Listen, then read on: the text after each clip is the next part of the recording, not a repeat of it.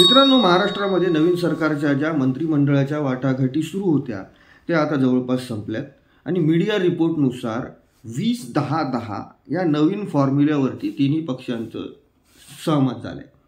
या फॉर्म्युल्यानुसार भारतीय जनता पार्टीकडे 20 मंत्रिपदं असणार आहेत, त्यानंतर शिंदे गटाकडे 10 आणि अजित पवार यांच्याकडे 10।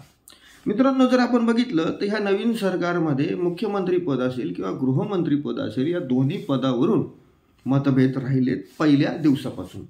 पण या नवीन फॉर्म्युल्यानुसार भारतीय जनता पार्टी कुठल्याही परिस्थितीमध्ये एकनाथ शिंदे यांना गृहमंत्री पद द्यायला तयार नाहीये।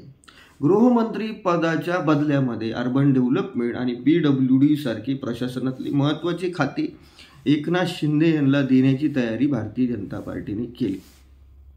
मित्रांनो, दुसरीकडे जर आपण बघितलं तर अजित पवार जे आहेत, अजित पवार यांना जे त्यांच्याकडे अर्थ खातं होतं सुरुवातीपासून, ते अर्थ खातं त्यांना मिळणार आहे आणि कुठलीही कसरत न करता, कुठल्याही वाटाघाटी न करता आपल्याला हवं असलेलं खातं अजितदादांनी आपल्या पदरात टाकले।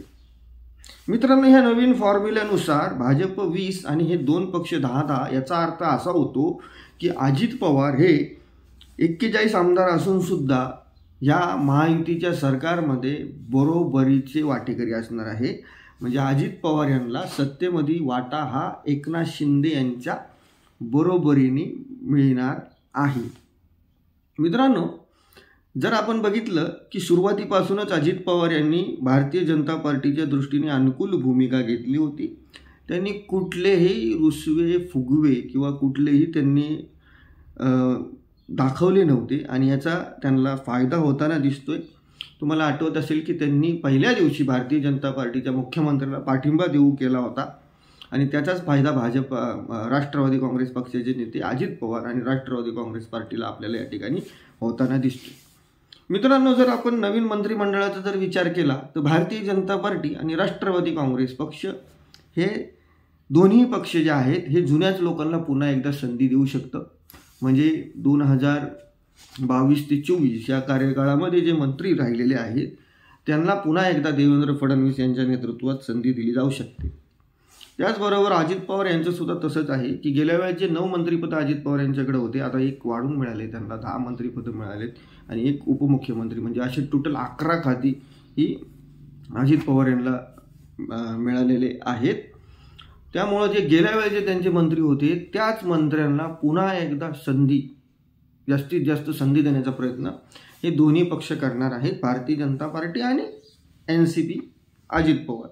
दुसरीकडे एकनाथ शिंदे मात्र ह्या वेळेस मंत्रिमंडळामध्ये मोठे बदल करणार आहेत। एकनाथ शिंदे मंत्रिमंडळामध्ये नवीन चेहऱ्यांना संधी देण्याच्या मूडमध्ये आहेत।